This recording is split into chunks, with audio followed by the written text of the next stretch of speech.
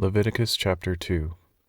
When anyone brings a grain offering to the Lord, his offering must consist of fine flour.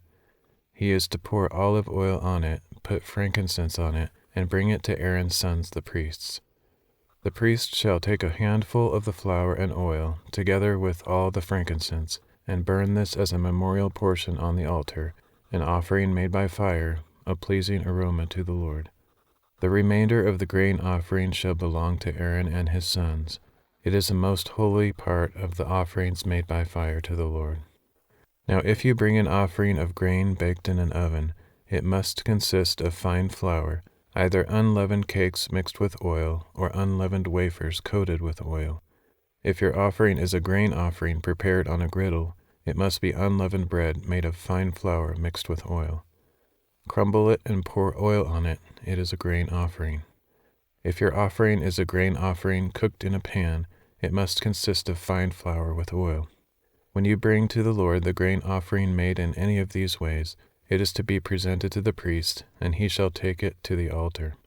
The priest is to remove the memorial portion from the grain offering and burn it on the altar as an offering made by fire, a pleasing aroma to the Lord.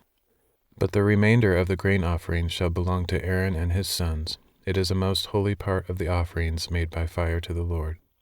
No grain offering that you present to the Lord may be made with leaven, for you are not to burn any leaven or honey as an offering made by fire to the Lord. You may bring them to the Lord as an offering of firstfruits, but they are not to be offered on the altar as a pleasing aroma. And you shall season each of your grain offerings with salt. You must not leave the salt of the covenant of your God out of your grain offering.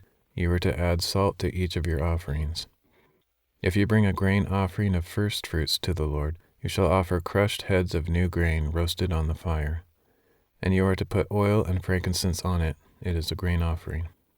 The priest shall then burn the memorial portion of the crushed grain and the oil, together with all its frankincense, as an offering made by fire to the Lord.